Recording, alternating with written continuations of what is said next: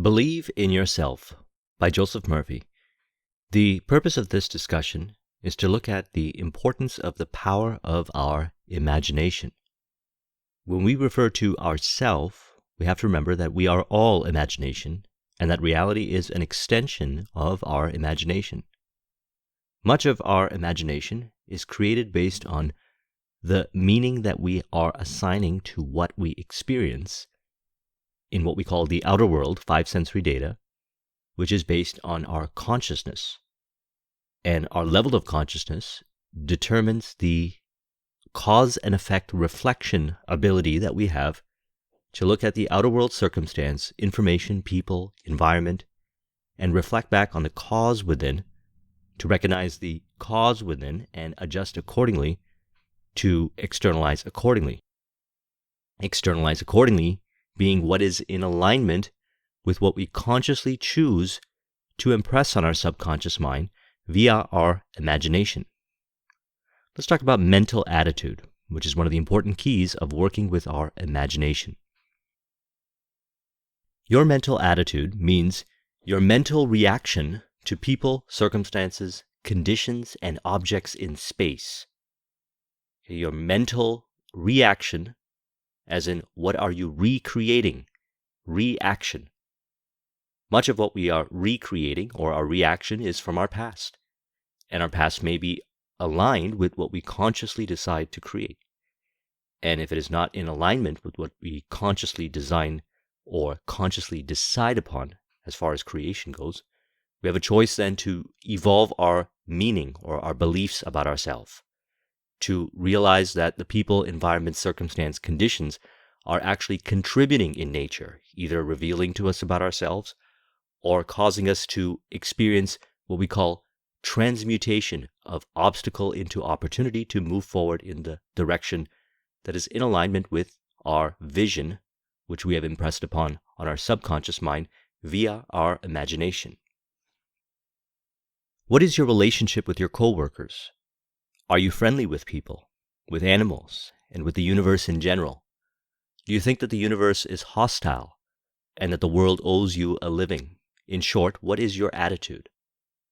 The attitude that you have on how you experience the five sensory data reveals to you your extent of belief that you have within yourself.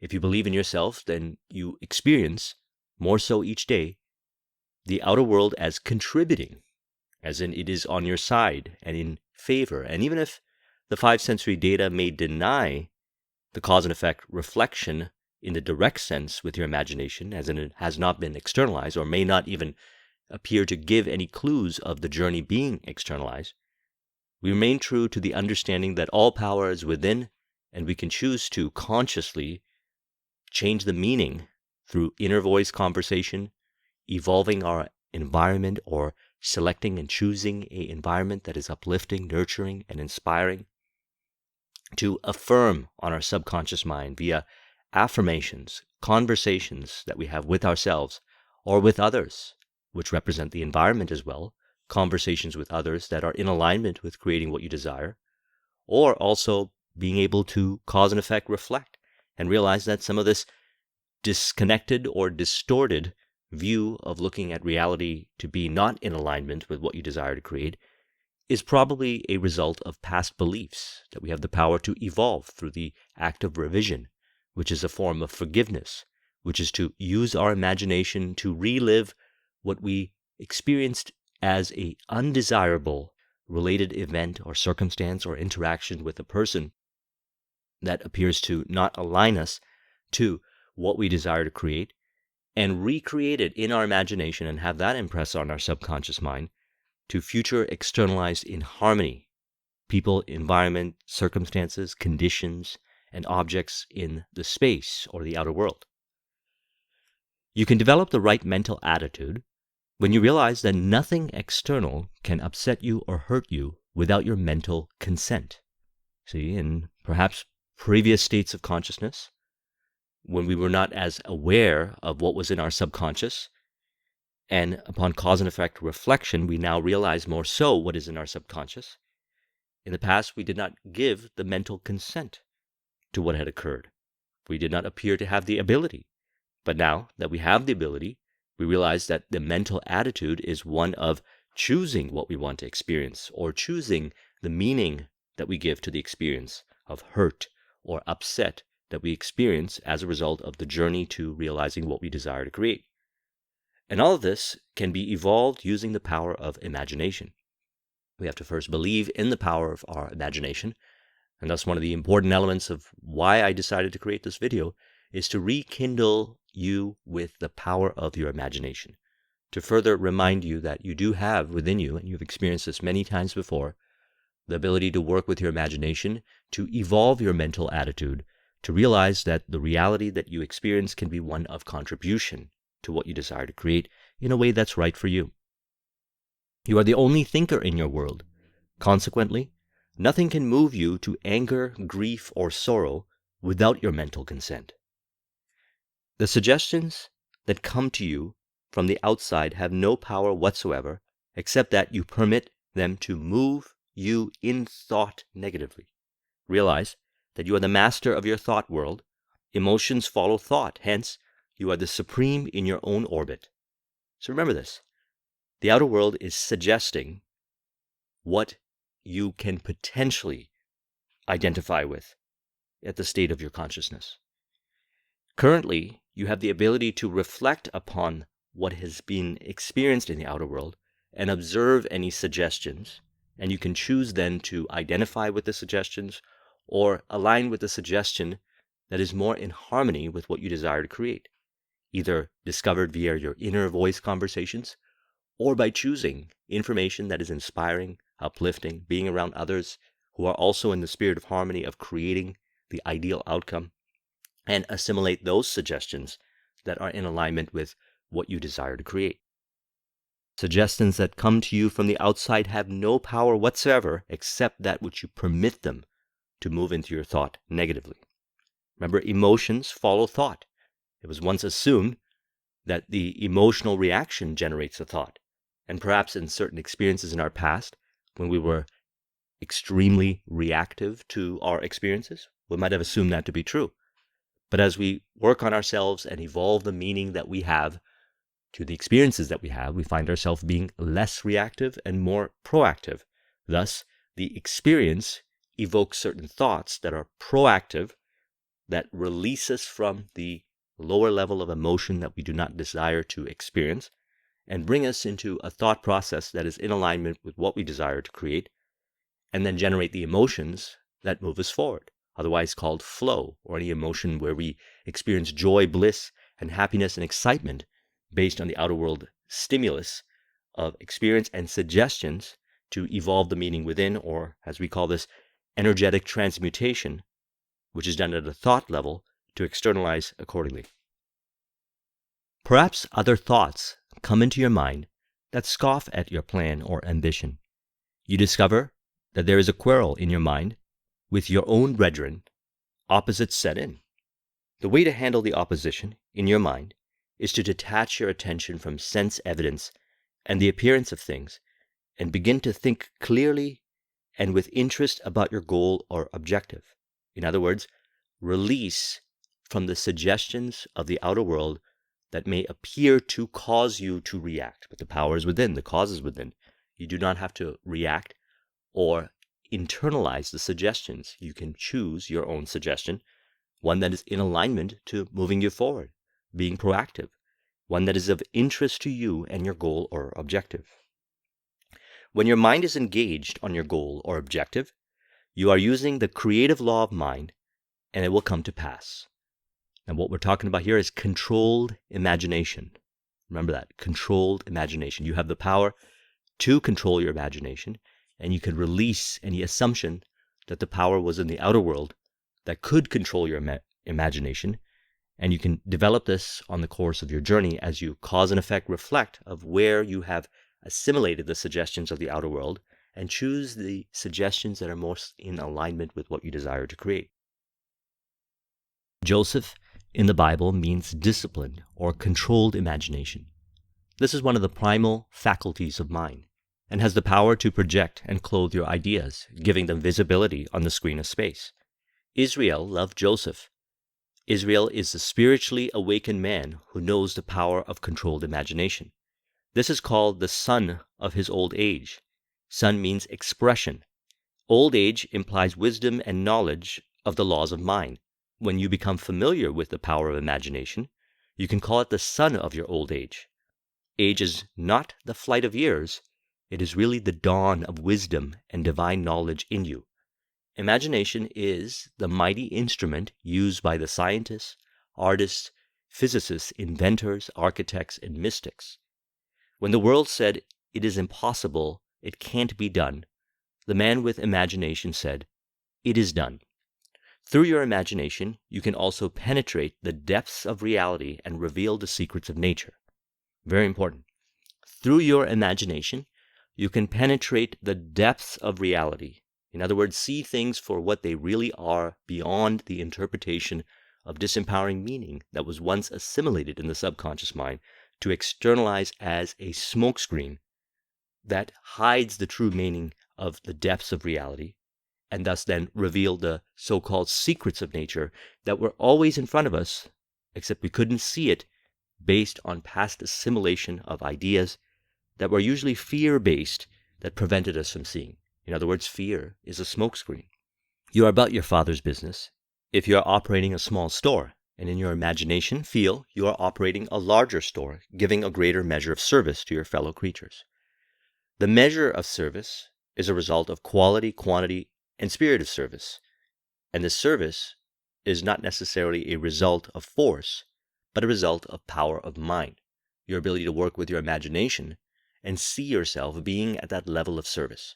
And observe, as you hold true to that assumption, as your thoughts, emotions, behaviors flow in alignment with creating reality, and even reality on itself shifting to externalize as the receiving of the service by others in that level of quality, quantity, and spirit to reciprocate in its rewards. Now, this is the foundation of what you could say entrepreneurship, the ability to create from a perspective of quality, quantity, and spirit of service, and to be able to receive the equivalent of quality, quantity, and spirit of reward, whatever reward may be to you. In the ancient symbology, the sun and the moon represent the conscious and subconscious mind. The 11 stars represent the 11 powers in addition to imagination. Here again, the inspired writers are telling you that the disciplined imagination takes precedence over all faculties of the mind and controls the direction of the conscious and subconscious mind. Imagination is first and foremost. This is one of the key things we have to remember. As you believe, so it shall be done unto you. As you believe is in your imagination, how do you imagine it to be? And holding true to the assumptions overrides the programming in the outer world that may appear to deny the assumption, as you remain true to it through power of mind, through affirmation, not by force of mind, not by force of others, but affirmation of what you desire to create by holding true to it and remaining true to it in your imagination and living it. Thoughts, emotions, behaviors, congruence in alignment with what you say in your imagination. By now you know that imagination is the river enabling you to flow back psychologically to God. It is the conversation via your inner voice with infinite intelligence. The moment you impress your subconscious mind with your imagination and believe it to be so, the inner voice dialogue begins to bring forth the outcome in the form of vivid images, synchronicities, signs, inner voice conversations that allow you to transmute and relate to whatever you see in the outer world as contributing to what you desire to create. The streams, the rivulets, and your ideas and feelings, plus the emanation of love and goodwill that goes forth from you to all men everywhere. Man looks out into the world, and he sees sickness, chaos, and men's inhumanity to man. The man with the disciplined imagination soars above all appearances, discord, and sense evidence, and sees the sublime principle of harmony operating through, in, and behind all things, thus being the source of the thoughts, or the emotions, or the behaviors that externalize as change. It is done by not identifying with the five sensory data that appears to deny, but identifying with the imagination that has the ability to override and create reality to be one of harmony as a result of the cause within. As in, you are the creator, you create reality based on your controlled imagination and remaining true to the assumption. Harmonizing the conscious mind back into the flow. The idea is to build a relationship and a connection with your subconscious mind via the conscious mind, cause and effect reflection. Most of us is subconscious, and we are becoming more conscious through the outer world experiences and the meaning that has been assigned to the outer world based on past experiences or what we choose to see brought forth via the forward thinking of our imagination. Now, when we're done this right, we release ourselves from the grip of the conscious mind, which may form into negative, critical, overly conscious thinking that breaks the harmony between the subconscious mind. The subconscious mind creates reality. The conscious mind directs the subconscious mind to a specific worthy objective to be externalized in reality via the imagination. We know that when you relax the conscious mind, the subjective wisdom rises to the fore. In a short while, the picture of the answer came clearly into my mind. It was there in words, like a page of a book, with the entire answer written out as a graph in the mind. The mightier wisdom than that of my conscious mind or intellect spoke through me. We allow our subconscious mind to express after we have stimulated the subconscious mind via our imagination. The allowing to express is the creator expressing through you, allowing the creator to express through you. In the science of imagination, you eliminate all the mental impurities such as fear, worry, destructive, inner talking, self-condemnation, and the mental union with other miscellaneous negatives. You must focus all your attention on the ideal and refuse to be swerved from your purpose or aim in life. And this refusing is done from a place of flow, rather than a place of shame to yourself, shame to others, or force on yourself or force to others. You let go in your mind. You release and go back to the trust and faith that you have in your imagination and the power of your subconscious mind, which is stimulated consciously via your imagination. As you get mentally absorbed in the reality of your ideal, by loving and remaining faithful to it, you will see your desire take form in your world. Be sure to follow the imagination of the Bible and let your words be sweet to the ear. What are you giving your ear to now? What are you listening to? What are you giving your attention to? Whatever you give your attention to will grow, magnify, and multiply in your experience. Truly, the only sin is ignorance. Pain is not a punishment. It is the consequence of misuse of your inner power. Come back to the one truth and realize that there is only one spiritual power, and it functions through the thoughts and images of your mind. There's only one spiritual power, and that is your imagination. Know what you want. The subconscious mind will carry out the idea because you have a definite, clear-cut concept of what you wish to possess. Imagine clearly the fulfillment of your desire. Then you are giving the subconscious something definite to act upon. The subconscious mind is the film upon which the picture is impressed. The subconscious develops the picture and sends it back to you in the material, objectified form. So thus, reality is what you think of yourself. The goal is to believe in yourself, which means also to believe in your imagination. Realize that you have the power in your imagination. Realize that you always did. It only may have appeared that you did not, based on certain beliefs and assumptions that you've had about yourself in the past. All power is within, and it is found in your imagination and your ability to honor and work with your imagination and consciously direct your imagination through vivid imagery, inner voice conversation, to stimulate the subconscious mind and allow the subconscious mind to express the being within working through the subconscious mind to create reality, the infinite intelligence that is accessed via the subconscious mind, expressing accordingly to create your reality. Make a choice now. Begin to think constructively and harmoniously. To think is to speak. Your thought is your word. Let your words be as honeycomb. sweet to the ear and pleasant to the bones. Let your words be like apples of gold in pitchers of silver. The future is the present grown up. It is your invisible word or thought made visible. You have heard this oft-repeated quotation, "Man is made in the image and likeness of God." This means that your mind is God's mind, as there is only one mind. Your spirit is God's spirit, and you create in exactly the same way, and through the exact same laws that God creates. Your individual world, that is, experiences, conditions, circumstances, environments, as well as your physical health, financial states, and social life, and so on, is made out of your own mental images and after your own likeness. The question then becomes, where are you receiving your mental images from? Are you allowing the suggestions of the outer world to create the mental images that impress on the subconscious mind via your imagination? Or are you choosing your own mental images, your own thoughts that are in alignment with who you really are, which what I call is the higher self? Who do you really want to be? What do you really want to create? What is in alignment with what you truly desire?